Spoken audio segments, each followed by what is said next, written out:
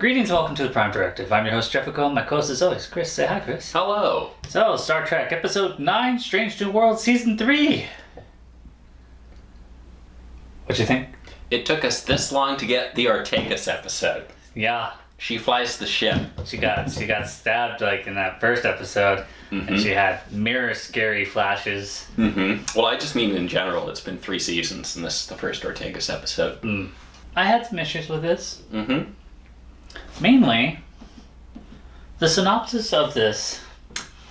At the height of a devastating intergalactic war between humans and bipedal reptilian humanoids, Earth's single starfighter pilot and the alien pilot engage in a furious dogfight. Both sworn enemies crash land on the desolate, inhospitable planet. They will have to put their hatred aside for each other, share knowledge and experience to fight the forces of nature, and above all, work as a unison to survive. This is the plot of Enemy Mine. This is the exact fucking episode I just watched. Yeah. Quit ripping off everything. They're just like, hey, what else is out there sci-fi wise? Okay, fine. If you're gonna steal from every sci-fi, then do it. Do the best. I want to see Flash Gordon. Pike's is like, I used to play football back in the day. Pike could do Flash Gordon. Yeah, he's like, I used to play football back in the day. Oh, a princess, you say? Yeah, Pike could do that. Yeah. That would work. Yeah, it does. When they're not stealing from Trek, they're stealing from other things. They're stealing from the Orville, which is, ironic. Because the Orville stole from them. His suspicion will change to tolerance. You saved my life. Why? I need to look at another face, even as ugly as yours. Got anything else to add before I just run through the episode? I think it was a pretty strong Star Trek episode. I didn't like the ending, but yeah, it was definitely derivative of other sci-fi and very derivative of other Star Trek. But it was good. It was a good episode. Why were the weapons set to kill? Yeah, that too. They're always set to stun. That was so stupid. And they're just like, we better set to kill these weapons aren't working, then they gotta change them. Yeah. No, it was really dumb. I was not... Are we jumping right to the end then? Sure. Okay. So I was not expecting the Gorn to survive. Like, it seemed like we were setting it up that way, but I was really expecting the Gorn would, like, sacrifice herself to save Ortegas or something. But no, they just survive. They're buddies. They're coming out of the hole, and La'an has a phaser set to kill, and just... I laughed. I laughed out loud. It was too stupid. Erica! No! No! So there's a planet system needs some scanning. Spock wants to do that. It's got all kinds of funky gravity in it. Yeah, he wants some data. So they send in a ship. Ortega's doing a solo thing. You're clear. Doc cleared you, even though you've got some problems. Doc probably shouldn't clear you with those problems. She did fine. Yeah. I must admit, I am disappointed to not be joining you on this mission. But monster gravity waves, remember? We have specifically retrofitted the shuttle, stripped out all non-essential equipment. Like they say, every ounce counts. And you, Mr. Spock, are too many ounces. Yeah, she goes into the shuttle. Everything goes wrong. And she gets sucked into a wormhole. But it's a baby wormhole, because, she only went so far. Crashes on a moon? Yeah, a moon around a gas giant. Yeah. And it's inhospitable. She does some survival stuff, like get a device to make water. Then she goes looking for food. I liked her fire cube that has the Starfleet insignia on it for some reason. Branding. There is someone in charge of branding at Starfleet, and they're crushing it. Oh, it's like tea, Earl Grey hot. Look at the bottom of your cup. It's like everywhere. Gotta have that delta. And none of it doesn't say Quarks, it says... Yeah, it says that. Yeah, none of it is available for sale, by the way. Yeah. Paramount cannot market their own show. I see a lot of people complaining about that, but if you want to buy anything, it has to be off-brand. It has to be knockoffs. There was a Chateau Picard shirt that I liked. But I wasn't going to pay $80 for it. Yeah, that too. Knife, fire cube, flare, breathable-ish. So we got centipedes. Yeah. And they're hungry little bastards, but they're tasty little bastards. Yeah, don't think about how it tastes. Don't think about that. I don't know why she needed to do that before cooking it once. Like, she just goes hard into it, and then the next time she's like, maybe I should cook this. I'm like, what? Yeah, that might be a good idea. Yeah. I guess it's a good thing we got Ortegas, because otherwise there wouldn't be a lot of dialogue, because man, did she talk to herself a lot. Well, that's, yeah, you kind of have to do that. Digging in the dirt, she's talking to herself, she's drawing little things, like, who are you explaining this to? Us? You don't know about us. She's working the problem. Yeah. She's just working it. Yeah, and she finds Gorn was living there. Practical Gorn, though. Like, don't tell me you didn't love Practical Gorn. Yeah. It was alright. Don't tell me you didn't love Practical Gorn. I wasn't, well, it was a female, so I can't compare it to the manly one that fought Kirk. Uh-huh. With all the muscles. Uh-huh. Yeah, it's a sexy Gorn.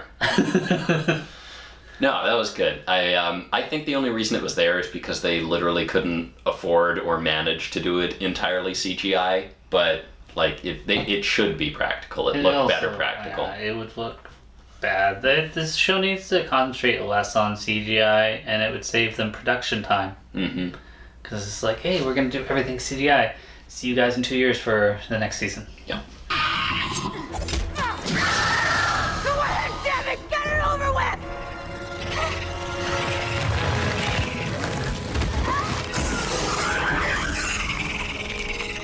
They vastly become friends after a little bit of help from the centipede battle. And then they learn to communicate. They play some chess. And some Gorn chess. Yeah. Watching the episode, I'm just like, you just talked about repairing the communication device that they have, but now you're playing chess. I think they were waiting for it to charge. Oh, okay. I was just like, why are you doing bonding moments when you should be concentrating on a communication device? I think they said something about charging. Gorn understands her perfectly, but all she can get is affirmative or negative. Yeah, I thought that was pretty funny. Yeah, I mean, if she had somehow put together a universal translator, it would have made very little sense. I totally expected them both to make it back to the ship and just be like, hey, like, you're not broken, you can go back to your people now. But we totally told them to go to sleep.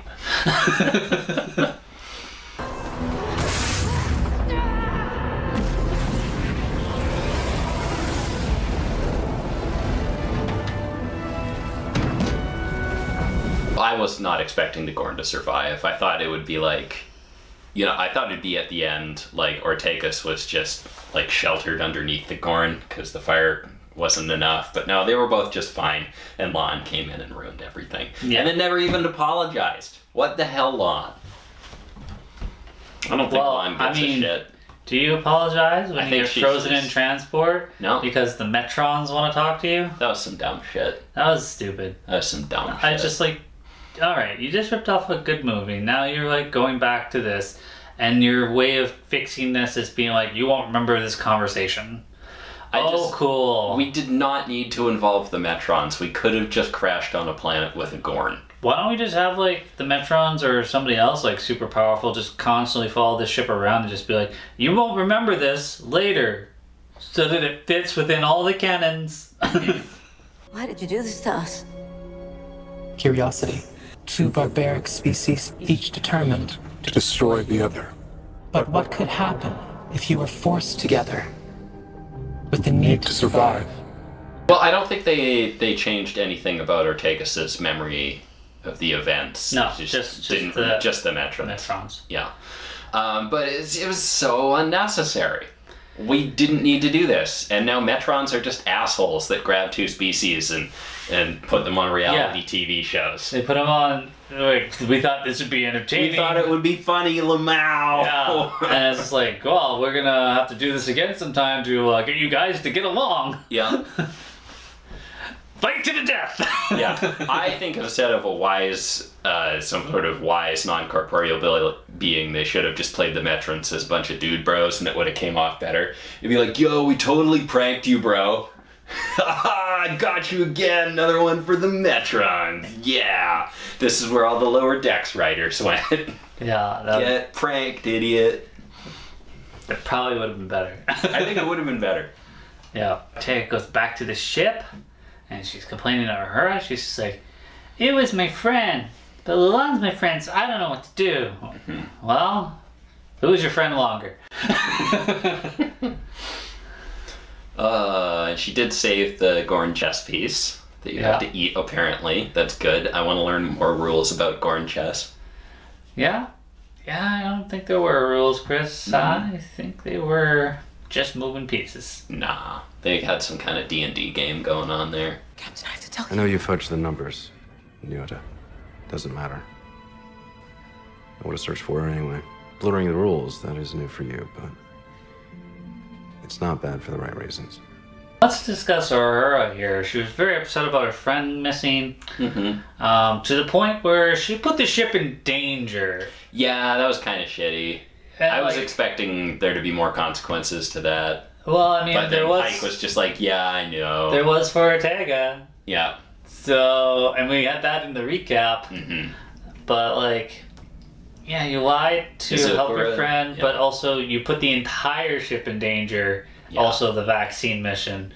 So, I mean, Pike's saying too cool guy for this. Yeah, Pike saying he knew she fudged the numbers kind of changes it, because she didn't put the ship in danger. If Pike knew, Pike put the ship in danger. Yeah, but... which is, I guess, his prerogative, but it's still kind of shit. Like, someone needs to yell at her. You can't be doing that. Maybe he just held that card until after the mission was successful. Because if it wasn't, he'd be like, oh, she lied to me. I didn't know. Yeah, maybe. I expected my officers, the training from the academy to give me honest officers. Yeah, get to cover your ass there. If this works out, it's my idea. And if it doesn't, it's yours. Yeah. I'm surprised there was no, time dilation. I probably would have done that. I would have put more time on the moon than on the Enterprise so that you can actually build up their relationship. Yeah, we could have done that. And then it's just like, hey, we've really gotten to know each other. It's been a year. And it's like,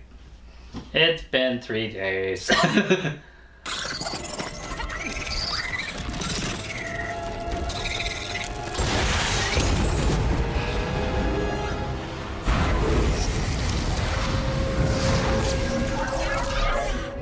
Final thought, Chris? As an episode, it was pretty good. It's very Star Trek. We're learning to get along with our enemy. That's the Star Trek episode. And I think you're right, because this is very derivative of other sci-fi and other specific episodes of Star Trek. But it was competently executed Star Trek. I enjoyed it for what it was right up until the stupid ending. I worry I probably would have died because it'd be like, it doesn't look very safe out there. I'll probably just hang out in the shuttle. And then crash. Yeah, and then goes further down. Let's just light up this whole moon on fire and signal. Sure took them a while. None of these moons could be it. This one's on fire. That's her! Only Erica would be crazy enough to set a planet on fire to get our attention. Lon, take a landing party to the surface. Bring Lieutenant Ortegas home. With pleasure, sir. Really starting to lose faith in the writers and their ability to come up with stuff that hasn't been done. Yeah, I think it was very unnecessary to bring in the Metrons here, and it really reminded me of, I think it was episode 3 where we brought in Trelane. Really unnecessary. You guys can do your own thing. And you were having, in my opinion, so much success in season 1 and 2 when you were spending more time doing your own thing. Kind of happened to the Orville too. They were doing their own thing. They were comedy in the first. They were a little bit more serious, but still their own thing in season 2. And in season 3, we got a lot of I've seen this in TNG. I think the problem with season 3 is there was no one to tell McFarlane no. The episodes were really dragging. You could tell from what the cast was saying about that season that there was nobody telling them no. Yeah. So that's an issue. Also, don't direct every episode. That's what Frakes is for. That is what Frakes is for. So, Chris, we've got one episode left. Is this going to be able to bring it all home and be like, Well, this was a good season. I don't think I'm going to be saying this was a good season. I think this is going to be a cliffhanger, so I'm not even really gonna be able to comment on whether, I like the story we're going out on, really. Yeah. Could she even survive traveling through a wormhole? There's little comprehensive data on wormholes. That answer is unknown. Where would Ortegas end up if she did make it through? The exit point of this wormhole is essentially unknowable. It could be anywhere in our galaxy, anywhere in the universe. This was definitely, I think, a noticeable step down from season 2. It's still good. Like, I'm not suffering watching this like I was with Discovery, but I was really happy with this show. Not last year, like 3 years ago when we were watching season 2. There's a lot of things that were in season 2, and like there's still some of them are still around that we could have expanded on. That we could have like, hey, I know we're doing a prequel, but like we've never really done too much about this, so why don't we explore like Sam Kerr, the Launch genetic past, Spock's brother. We showed the shadowy figure of him, but like. Yeah, we never sound like picked she up was on up to that. some pretty cool shit things.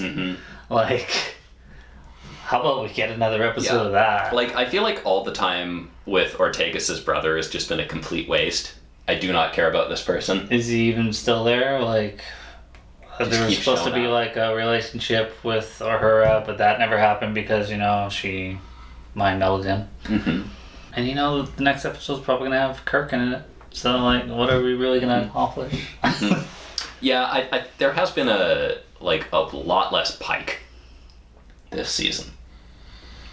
Probably contractual. He said he didn't want to spend, like, his entire year filming this show that's only 10 episodes. Yeah.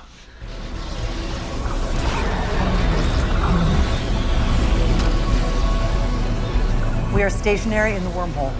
How's our static warp field? Stable, but the wormhole is exerting increasing gravimetric pressure. Well, we are the peach pit stuck in its throat.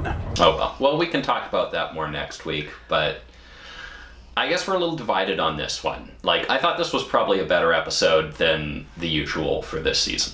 I just thought, like, the fact that it's word for word the description of Enemy Mine is offensive to me. Yeah. Well, it's not the first Star Trek episode to do exactly that. Even the reptilians. Yeah. Come on, guys. Yeah. Come on. I mean, Geordi and a Romulan do the exact same thing. Yeah. Yeah. Yeah. They do.